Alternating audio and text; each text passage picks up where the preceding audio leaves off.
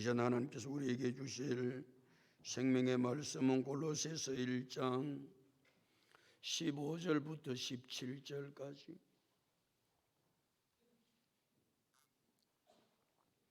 골로새서 1장 15절부터 17절까지 우리 함께 합독합니다. 그는 보이지 아니하는 하나님의 형상이요 모든 피조물보다 먼저 나신 이시니 만물이 그에게서 창조되되 하늘과 땅에서 보이는 것들과 보이지 않는 것들과 혹은 왕권들이나 주권들이나 통치자들이나 권세들이나 만물이 다 그로 말미암고 그를 위하여 창조되었고 또한 그가 만물보다 먼저 계시고 만물이 그 안에 함께 섰느니라. 할렐루야. 여러분 인사합니다. 잘 되고 있습니다. 잘 될 줄로 믿습니다. 기도하고 순종하면 더 잘 됩니다.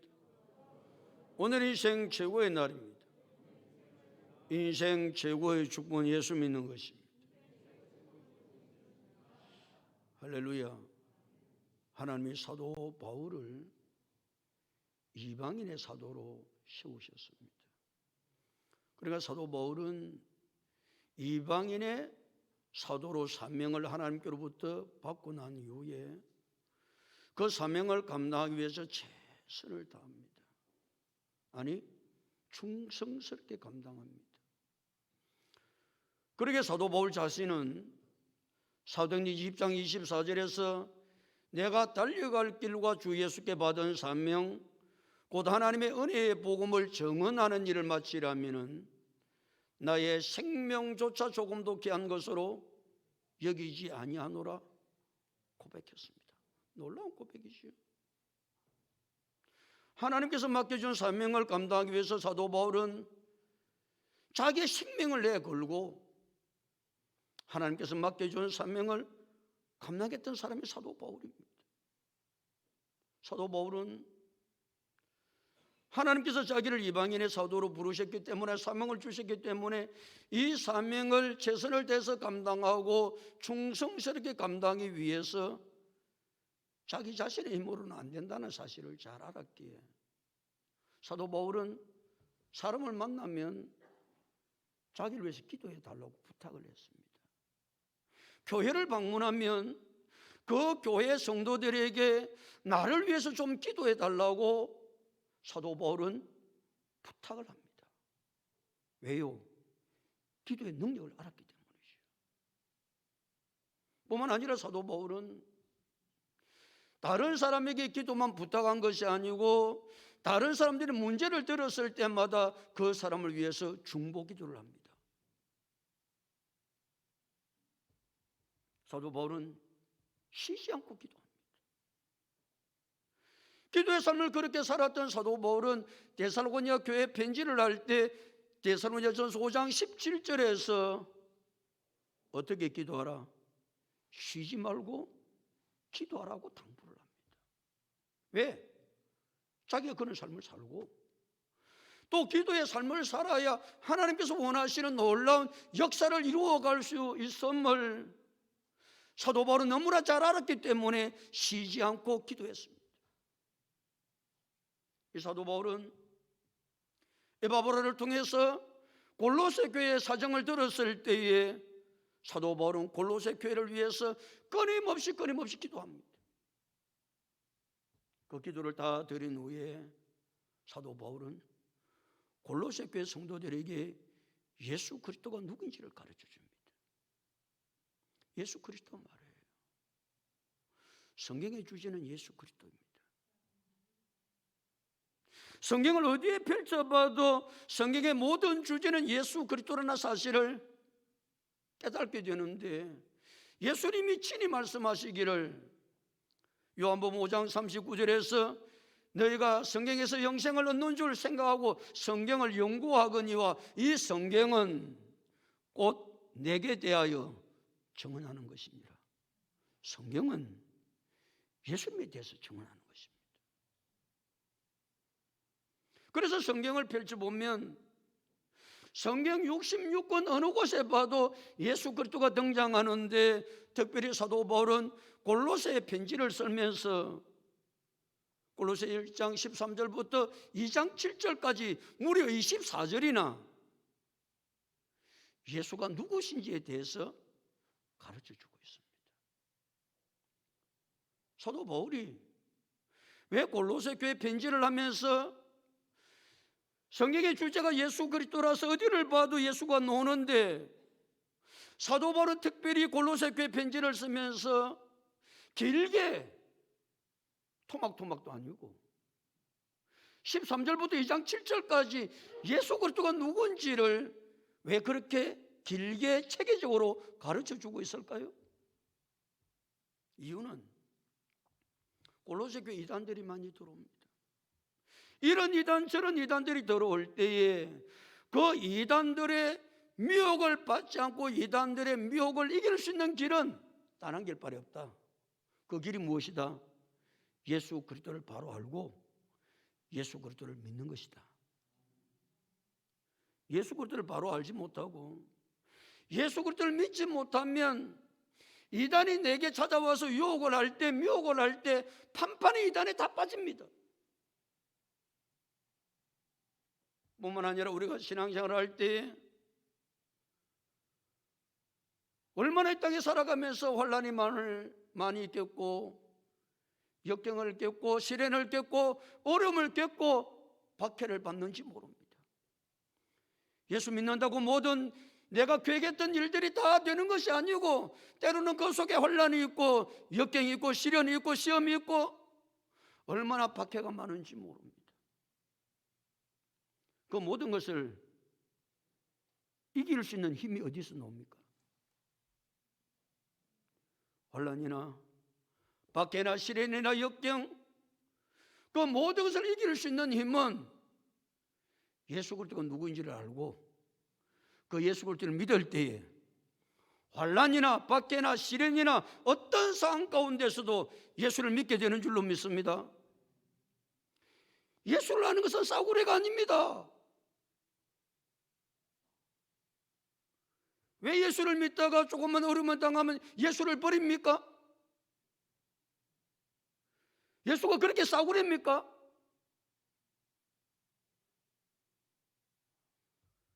예수를 믿다가 환난을 당하면 어떤 사람은 내가 환난 당하려고 예수 믿었나? 그런 사람이 있습니다. 예수 믿는다고 환난을 안 당하는 게 아닙니다.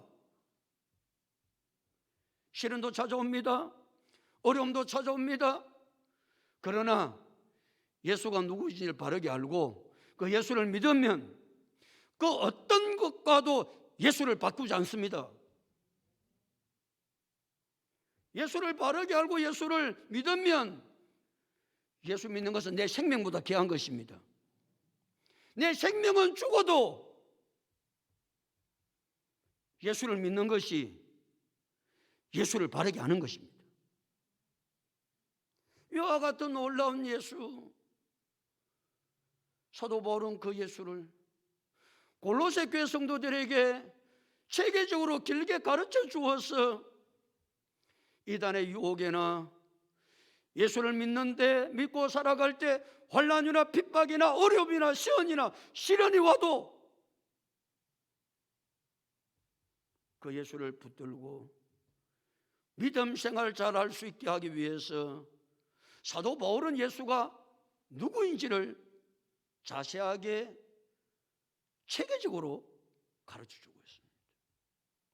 하나님은 흑암의 권세에서 건져내시는 분입니다. 흑암의 권세 말이에요. 흑암의 권세라는 말은 죄의 권세, 어둠의 권세. 에베소서 2장 2절은 이 세상 풍조를 따르고 공중 권세 잡은 자를 따라 사는 사람을 가리켜서 흑암의 권세 아래 있는 자다 그랬습니다. 우리는 이 세상 풍조를 따라 살지 않습니다. 대답이나 좀 하세요. 우리는 무엇을 따라 살지 않는다? 세상 풍조를 따라 살지 않습니다. 이 세상 풍조가 어떻게 나아가든지 간에 이 세상 풍조를 따르지 않습니다.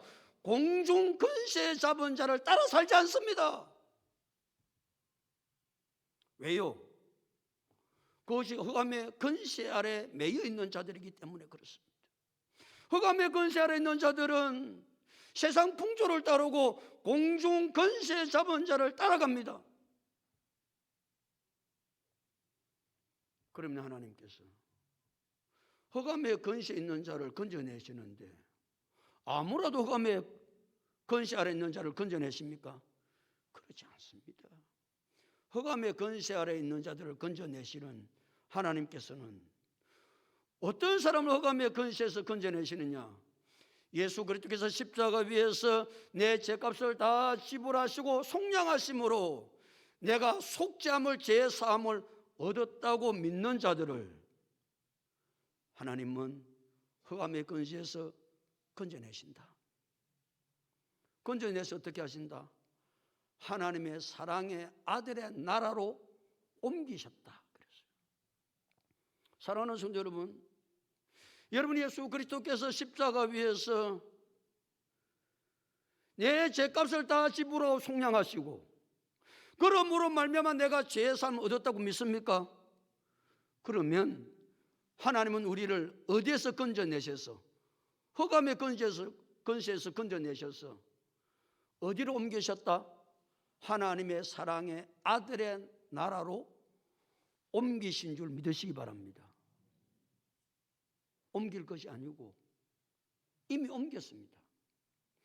예수 그리스도께서 내 죄를 위해서 십자가 위에서 죄값을 지불하시고 속량하시고 그러므로 죄 사함을 얻었다고 믿는 모든 자는 하나님의 흑암의 권세에서 건져내어 하나님의 사랑의 아들의 나라로 옮길 것이다? 아니고 옮겼느니라 각오할릅니다. 예수님께서 요한복음 5장 24절에서 내가 진실로 진실로 너에게 이르노니 내 말을 듣고 또 나 보내신 이를 믿는 자는 영생을 얻었고 심판에 이르지 아니하나니 사망에서 생명으로 뭐 했느니라? 옮겼느니라. 옮길 것이 아닙니다. 그래서 우리는 이 땅에 살고 있지만 우리의 시민권은 어디에 있는 것입니까? 하늘에 있습니다. 대답 좀 하소. 우리의 시민권은 하늘에 있습니다. 왜 우리의 시민권이 하늘에 있습니까? 예수님께서 십자가 위에서 내 죄값을 다 지불하시고 속량하심으로 내가 무엇을 얻었다? 죄사함을 얻었기에 하나님께서 우리를 어디서 건져내셔서? 흑암의 권세에서 건져내셔서 건져내는 것으로 끝난 것이 아니고 그 하나님이 어떻게 하셨다? 하나님의 사랑의 아들의 나라로 뭐 했다? 옮기셨다. 예수님이 누구십니까? 지금 제가 다 설명했는데 그 핵심이 무엇입니까? 예수님이 누구신지를 묻고 있습니다. 예수님은 누구십니까? 인간을 죄에서 속량하신 분이시다. 아멘. 자, 다시 예수님이 누구시라고요?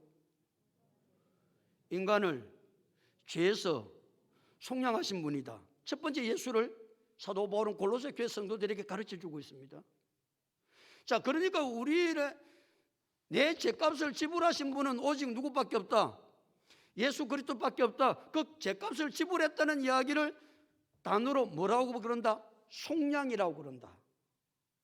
그래서 내 죄값을 지불함으로 나는 죄 사함 받아 하나님의 자녀가 되니까 하나님께서 흑암의 권세에서 나를 건져 하나님의 사랑의 아들의 나라로 나를 옮기시는데 그 놀란 은혜는 예수님이 누구시기 때문에 인간을 죄에서 속량하신 분이시기 때문에 그렇다. 자, 다시 질문 던지면 예수님은 누구십니까? 디듬디듬 하지 말고 인간을 죄에서 속량하신 분이다. 아멘. 정확하게 합니다. 자, 계속해서 예수님이 누구신지를 사도 바울은 골로새 교회 성도들에게 가르쳐주고 있는데 15절 다 같이 읽겠습니다. 15절 시작.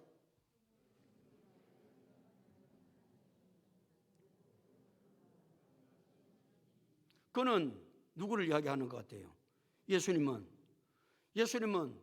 보이지 아니하는 하나님의 무엇이요? 형상이요 그랬습니다. 말들이 어렵습니다. 자, 하나님은 우리 눈에 보인다 안 보인다? 그럼 하나님 보여주옵소서 그런 기도하면 된다 안 된다? 안 됩니다. 하나님 우리 눈에 보이지 않습니다. 그러니까 하나님을 이상하게 말이죠 그리 가지고 하나님이 말이지 수염을 기르고 머리를 길다랗게 가지고 나타나는다. 그래서 목사야 그럴 것 같습니까? 그런 일이 있다 없다? 없습니다. 왜요? 하나님은 영이시기 때문에 그렇습니다. 하나님은 영이시기 때문에 우리처럼 행체로 나타나지 않습니다. 그래서 요한복음 4장 24절은 하나님은 영이시니 그랬습니다. 영이라는 말은 어떤 행체도 없다 그 말입니다.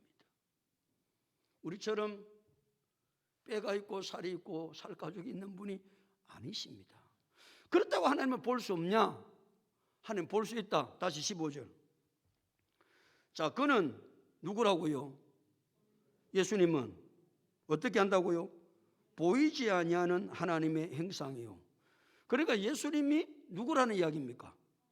하나님이라는 이야기입니다. 자, 하나님은 볼 수 있다 없다? 없습니다. 무엇이기 때문에? 영이시기 때문에 볼 수 없습니다. 그런데 하나님을 볼 수 있는 분이 있습니다. 그분이 누구다? 예수님이십니다. 그래서 예수님은 보이지 않는 하나님의 형상이요. 그 말은 두 번째 예수님은 누구신가 질문을 던지면 예수님은 이 형상이라는 말은 본체라는 말이거든요. 그러니까 빌립보서 2장 6절에는 그는 근본 하나님의 본체시요 그랬습니다. 그는 근본 하나님의 본체시니까 예수님은 누구냐? 하나님의 본체시다. 자, 두 번째 예수를 제가 가르쳐 줬습니다. 예수님이 누구시라고요? 하나님의 본체입니다. 하나님과 비슷하게 생긴 게 아니고 하나님하고 똑같은 분입니다. 자, 예수님은 누구시라고요? 하나님의 본체이십니다. 요한복음 1장 18절에 본래 하나님을 본 사람이 없어되 아버지의 품속에 있는 독생하신 하나님이 나타나셨느니라. 자, 본래 뭐한 사람이 없다고요? 하나님을 본 사람이 아무도 없습니다. 그렇게 믿음이 탁월한 아브라함도 모세도 하나님을 보지를 못했습니다. 하나님 못 봐요. 하나님 보이지 않습니다. 그런데 하나님은 누구를 통해서 자기의 실체를 보여주셨다? 예수 그리스도를 통해서 하나님은 자기를 보여주셨습니다. 그래서 본래 하나님을 본 사람은 아무도 없습니다. 왜? 하나님은 무엇이기 때문에? 영이시기 때문에 아무도 하나님을 볼 수 없습니다. 본래 하나님을 본 사람이 없어도 아버지의 품속에 있는 독생하신 하나님이 나타나셨는데 그 나타나신 분이 누구라고요? 예수 그리스도이십니다. 하루는 예수님의 제자 빌립이 예수님께 예수님 아버지를 좀 보여주세요. 아버지. 그 하나님 보여달라는 거예요. 빌립이 예수님한테. 그때 예수님께서 요한복음 14장 9절에서 예수께서 이르시되 빌립아 내가 이렇게 오래 너희와 함께 있었는데 내가 나를 알지 못하겠냐? 나를 본 자는 하나님을 보았느니라. 그런데 어찌 하나님을 보여달라고 하느냐? 그렇게 예수님 말씀하셨어요. 누구는 하나님 보고 싶어 했는데 빌립은 하나님을 보고 싶어 했는데 예수님은 누가 하나님이라고요? 나를 본 자는 하나님을 보았느니라. 그러니까 예수님 말씀하시기를 내가 누구다? 하나님이라고 말씀하신 거예요. 예수님은 하나님이세요. 이 진리는 많은 사람이 거부합니다. 아니 어떻게 사람이 하나님이 되냐고. 하나님이 될 수 없다고 말씀하시는데도 불구하고 하나님은 끊임없이 나는 누구다? 하나님이라고 말씀하신 거예요. 그래서 이 땅에 예수님께서 많은 사역을 하실 때 그 사역 가운데 예수님 자신이 누구임을 증거합니까? 나는 하나님이야. 이 사실을 복음서를 읽어보십시오. 얼마나 예수님이 하나님 되심을 증거하고 있는지를 알 수 있습니다. 이야기 달라면 끝도 없고 네 가지만 말씀드려 볼게요. 예수님이 물 위를 걸어가십니다. 여러분 오늘 가서 물 한번 걸어보지. 물 위에. 여러분 인간이 물 위를 걸을 수 있습니까? 없습니다. 그러니까 예수님께서 물 위를 걸어가신다는 이야기는 예수님은 인간이 아니라 예수님은 신이심을, 하나님이심을 증거하신 것입니다. 예수님이 보리떡 5개와 물고기 2마리로, 보리떡 5개 물고기 2마리는 누구의 양식이다? 어린 아이의 한 끼 양식입니다. 보리떡 5개 물고기 2마리를 가지고 장정만 5,000명을 먹이고 그 조각을 몇 바구니에 거두셨다? 12강주리에 거두습니다. 인간이 이게 가능합니까? 아니 어린아이가 먹을 수 있는 한 끼 도시락을 가지고 남자만 장정만 5,000명을 먹이고도 배부르게 먹고 12강주리가 남도록 거둔 것은 예수님은 누구시다? 하나님이시다라는 거예요. 예수님께서 가나의 혼인잔치집에서 엄마를 따라간 어머니를 따라갔는데 가나의 혼인잔치집에 포도주가 다 떨어진 거예요. 그때 예수님은 물을 포도주로 변합니다. 사람들이 포도주 맛을 보고 뭐라고 그럽니까? 다른 잔치집에는, 혼인집에는 먼저 맛있는 것을 내놓고 사람이 술기가 돌고 정신이 없을 때 맛없는 것을 내놓는데 이 집은 희한하다. 어떻게 이렇게 맛있는 포도주를 뒤에서 내놓은 거? 그렇게 말합니다. 여러분, 물을 가지고 포도주를 사람이 만들 수 있습니까? 예수님은 베다니에서 죽은 지 나흘이 되어 썩은 냄새나는 나사로를 살리십니다. 썩었습니다. 냄새가 납니다. 누구만이 하실 수 있다? 하나님만이 하실 수 있는 일을 예수님은 3년 동안 사역을 하시면서 끊임없이 사역을 하시면서 예수님 뭐라고 말씀하시는 겁니까? 나는 하나님이다. 그렇게 말씀하시는 거예요. 예수님이 하나님이심을 믿지 못하면 절대로 죄에서 구원을 못 받습니다. 그래서 예수님이 가이사라 빌립보 지방에 가셨을 때 제자들에게 이렇게 질문을 던집니다. 사람들이 나를 누구라고 하느냐고. 그러니까 제자들은 사람들이 예수님에 대해서 누구라고 하는지를 자기들이 들은 대로 예수님께 이야기합니다. 들으는 세례 요한, 들으는 엘리야, 어떤 이는 예레미야나 선지자 중에 하나라고 합니다. 그 세상 사람들이 예수님을 누구라고 한다는 이야기입니까? 사람이라고 하는 건다. 사람. 세례 요한이나 엘리야나 예레미야나 선지자 중에 하나라고 한다는 이야기는 예수님은 사람이다, 그런 이야기입니다.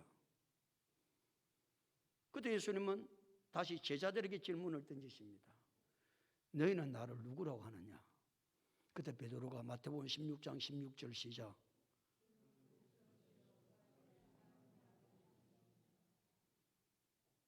베드로가 뭐라고 고백한다고요? 주는 그리스도시요 살아계신 하나님의 아들이십니다. 주는 그리스도란 말은 예수님은 우리를 죄에서 구원할 구원자이십니다. 살아계신 하나님의 아들이십니다. 이 말은 예수님은 누구라는 이야기입니까? 하나님이십니다. 그렇게 베드로가 고백을 한 거예요. 그때 예수님께서 마태복음 16장 17절에서 뭐라고 말씀하시죠? 시작. 그건 너무 어렵는가 봐요. 바요나 시모나 내가 복이 있도다. 이를 내게 알게 하니는 혈육이 아니요 하늘에 계신 내 아버지시니라. 아멘이라도 하시지. 주는 그리스도시요 살아계신 하나님의 아들이십니다. 예수님은 우리를 죄에서 구원할 자이시요 예수님은 하나님이십니다. 고백했을 때에 바요나 시모나 내가 복이 있도다. 이를 내게 알게 하니는 혈육이 아니다. 사람의 육적인 생각 가지고 절대 그렇게 고백 못한다. 혈육이 아니요 하늘에 계신 내 아버지가 그렇게 믿음을 주셔야 예수님을 나의 구원자로, 예수님은 사람인데 하나님이십니다 고백하는 것은 인간의 생각으로 할 수 없는 것이다. 전적인 하나님의 은혜예요. 성령의 역사인 줄로 믿습니다. 그래서 진리는 성령 하나님께서 깨닫게 주시지 아니하시면 아무도 깨달을 수가 없습니다.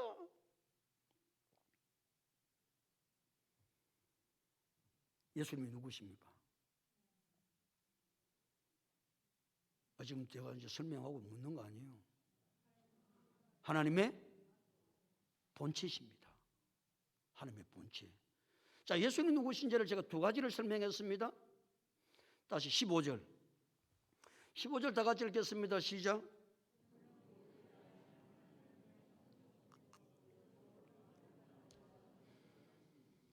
모든 피조물보다 뭐 하신 자라? 먼저 나신 이시니 그랬습니다. 모든 피조물. 자, 누가 계시고 창조주가 계시고 창조주 외의 모든 것은 다 무엇이다? 피조물입니다. 자, 모든 피조물보다 먼저 나신 이가 있다라는 거예요. 그건 누구냐? 예수인데 모든 피조물보다 먼저 나셨다는 이야기는 예수님이 뭐라는 겁니까? 피조물이라는 겁니다. 이제 문제가 심각합니다. 예수님이 피조물입니까? 예수님이 창조주입니까? 대답이 시원찮네. 자, 물어서 제가 예수님은 피조물입니까? 예수님은 창조주입니까? 예수님은 창조주입니다. 뭐라고 그랬어요? 15절 앞에 하나님의 본체시라고 그랬습니다. 하나님의 본체라는 말은 예수님이 창조주라는 말입니다. 자, 그런데 모든 피조물보다 먼저 나신 이 그랬으니까 예수님 피조물이라고 그러면 앞뒤 문맥이 맞지를 않습니다. 그렇죠? 자, 16절 보십시오. 16절에도 뭐라고 그랬는가? 자, 16절 전반 부분만 있습니다. 시작. 자, 모든 만물이 어떻게 됐다고요? 그에게서 창조되되, 그는 누굽니까? 예수 그리스도입니다. 그러니까 예수 그리스도가 누구라는 겁니까? 창조주라는 겁니다. 자, 그러면 모든 피조물보다 먼저 나신 자라는 이야기는 모든 피조물의 장자라는 말이에요. 자, 장자라는 말은 먼저 난 자도 있지만 여기서 모든 피조물보다 먼저 난 장자라고 하는 이야기는 장자는 그 집의 모든 권리를 상속받은 자를 가리켜서 장자라고 부릅니다. 자, 그러니까 말이에요. 예수님은 하나님이 우주 만물의 큰 집에 모든 권리를 누구에게 상속했다? 예수 그리스도에게 상속한 거예요. 그러니까 모든 권리를 상속받은 자가 예수 그리스도인데, 모든 권리를 상속받았다는 말은 모든 것을 자기 임의대로 할 수 있는 권한을 가졌다는 말입니다. 그걸 가리켜서 우리는 주제자라고 그럽니다. 뭐라고 그런다? 주제자라고 그런다. 자, 세 번째, 예수는 누구신가? 모든 피조물의 주제자시다. 아멘. 자, 예수가 누구라고요? 모든 피조물의 주제자이십니다.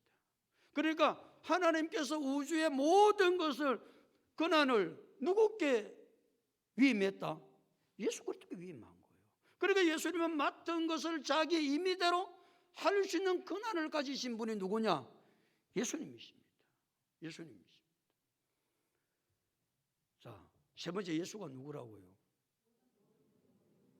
모든 피조물의 주제자이시다. 좀 단어가 어렵기는 하지만 간단하게 설명할 수 있는 방법을 엑기스를 제가 이야기하는 거니까 잘 여러분 정리를 하고 계셔야 됩니다. 자, 그러면서 16절 봅니다. 16절 다 같이 읽겠습니다. 시작.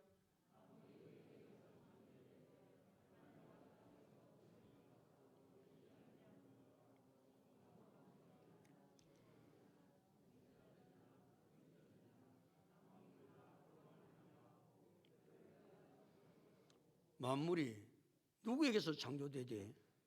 그에게서 창조되되. 그는 누구라고 그랬죠? 만물은 예수 그리스도께로부터 창조되었습니다. 이 말은 예수님은 창조의 중심이시다, 그 말입니다. 예수님은 누구라고요? 창조의 중심이십니다. 천지 만물을 창조하실 때에 하나님도 창조주가 되시지만 예수님이 창조의 중심이 되신다는 것을 요한복음 1장 1절에서 3절은 이렇게 말씀하고 있습니다. 태초에 말씀이 계시니라. 이 말씀이 하나님과 함께 계셨으니 이 말씀은 곧 하나님이시니라. 그 말씀이 누구였죠? 예수님은 곧 하나님이라는 겁니다. 그가 태초에 하나님과 함께 계셨고, 3절 만물이 그로 말미암아 지은 바 되었으니 지은 것이 하나도 그가 없이는 된 것이 없느니라. 자, 만물이 누구로 말미암아 지은 바 되었다고요? 그로 말미암아 지은 바 되었다. 그러니까 창조의 중심이 누군지를 설명하고 있습니다. 다시 3절 만물이 그로 말미암아 지은 바 되었으니 지은 것이 하나도 뭐가 없이는, 그가 없이는, 누가? 예수 그리스도가 없이는 된 것이 아무것도 없습니다. 그 말은 예수님이 창조 사역의 중심이 되시는 분이다. 성경은 창세기 1장 1절부터 시작됩니다. 창세기 1장 1절 해보라는 말입니다. 디딤디딤 하지 말고 태초에 하나님이 천지를 창조하시니라. 2절 땅이 혼돈하고 공허하며 흑암이 깊음 위에 있을 때 하나님의 영은 수면에 운행하시니라. 3절 하나님이 이르시되 빛이 있으라 하시니 빛이 있었고 그랬습니다. 하나님이 무엇으로 세상을 창조하시죠? 말씀으로 창조하십니다. 그 말씀이 누구시죠? 예수님이십니다. 그러니까 모든 창조는 말씀으로 창조되었는데 하나님이 창조하실 때도 그 말씀이 누구라고요?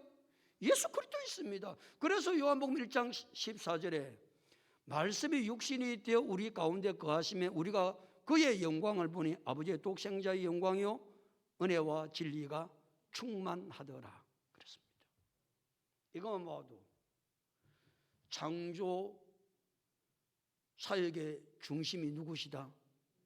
예수 그리스도임을 알 수 있습니다. 제가 묻습니다.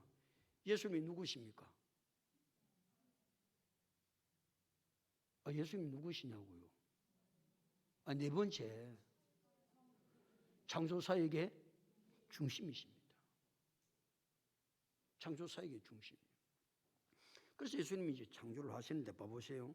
다시 16절 만물이 그에게서 창조되되 하늘과 땅에서 뭐하는 것들과 보이는 것들과 뭐하지 않는 것들, 보이지 않는 것들을 다 창조했습니다. 자, 모든 만물이 그에게서 창조되었습니다. 그는 누구로 말미암아? 예수로 말미암아 창조되었습니다. 그래서 예수님이 누구시다? 창조사역의 중심이신데 하늘과 땅에 있는 모든 것을 창조하셨는데 보이는 것들 다 창조하셨어요. 그러니까 이 땅에 눈에 보이는 모든 것을 누가 창조하셨다? 예수님이 창조하셨습니다. 그리고 우리는 물질계라고, 물질계. 눈에 보이는 것. 자, 눈에 보이는 것만 창조한 것이 아니고 뭐도 창조하셨다? 보이지 않는 것들을 창조하셨다. 어디에? 하늘과 땅에. 보이지 않는 것들이 많습니다. 그걸 비물질계라고 그러고 우리는 그걸 영계라고, 영계. 영적인 세계예요. 영계는 우리 눈에 보이지 않습니다. 천사가 우리 눈에 보이지 않습니다. 영물이거든요. 그러니까 모든 만물을 예수 그리스도가 창조하셨는데 하늘과 땅에 있는 뭐하는 것들과 보이는 것도 창조하시고 뭐도 창조하셨다? 보이지 않는 모든 것도 누가 창조하셨다? 예수님이 창조하셨다. 예수님이 창조하셨다. 자, 그 보이지 않는 것들에 대해서 4개를 설명하고 있는데 봐보십시오. 보이지 않는 것들 혹은 4개를 한번 나 열어봤는데 이게 뭐라고? 왕권들이나 주권들이나 통치자들이나 권세들이나 이건 뭘 이야기하고 있느냐 하면은 눈에 보이지 않는 천사들의 사역 기능에 따라서 이름이 붙여진 것입니다. 간단하게 말하면 이게 누굽니까? 천사들입니다. 왜 보이지 않는 그 천사들에 대한 구체적인 것을 사도 바울이 설명을 하고 있느냐 하면은 그 당시에 골로새 교회는 천사 숭배 사상이 많았습니다. 천사를 숭배한단 말이에요. 왜? 천사는 영물이고 천사를 하나님과 예수 사이의 중간에 예수님보다 탁월한 것이 누구냐? 천사라고 생각한 거예요. 그런데 예수님은 뭐라고 말씀하고 계세요? 천사도 무엇이다? 피조물이다. 예수님은 창조주다. 그러니까 천사는 피조물이기 때문에 뭐의 대상이 아니다? 숭배의 대상이 아니다. 그런 이야기예요.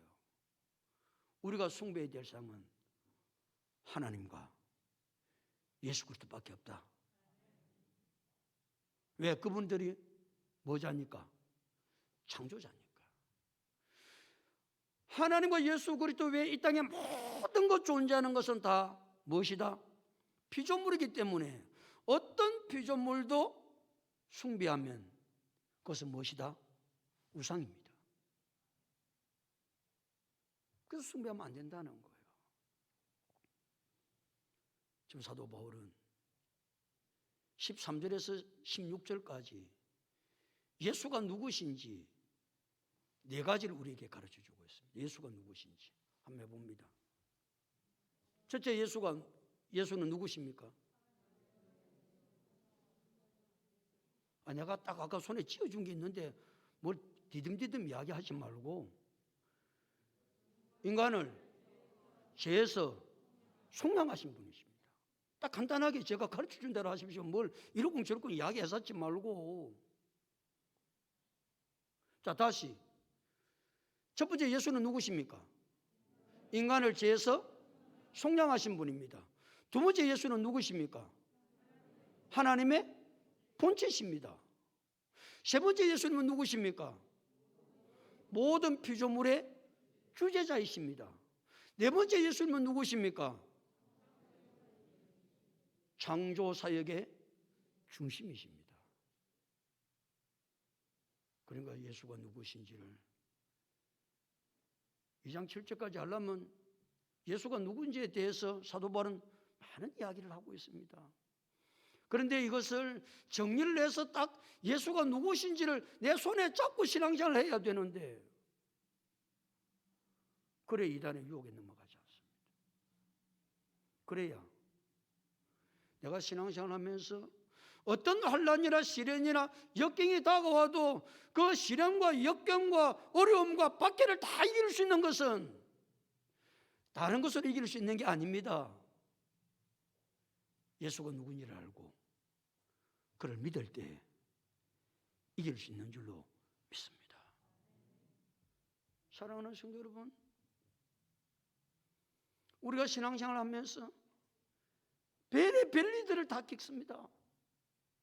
별의 일들을 말이에요. 별의 이단들이 다 나타납니다. 이 시대 속에 우리 어떻게 믿음으로 살 수 있겠습니까?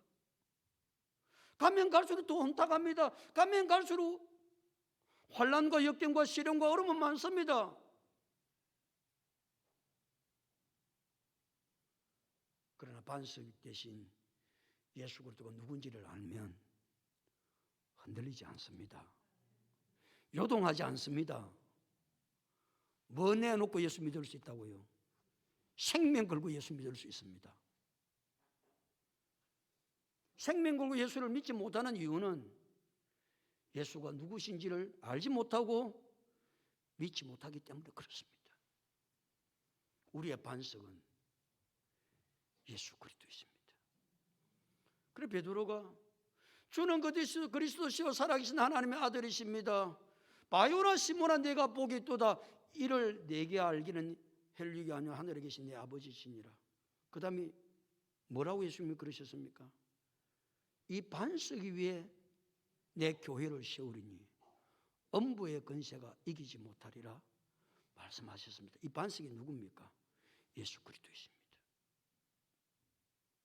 반석 위에 내 신앙을 세워가야 어떤 일이 있어도 바람이 불든지 풍랑이 일든지 물이 엄청나게 비가 와서 창수가 나서 별일이 다 생겨도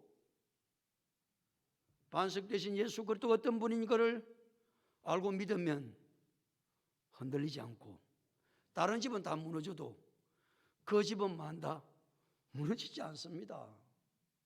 이런 믿음의 사람들이 다 될 수 있기를 예수 그리스도 이름으로 축복합니다.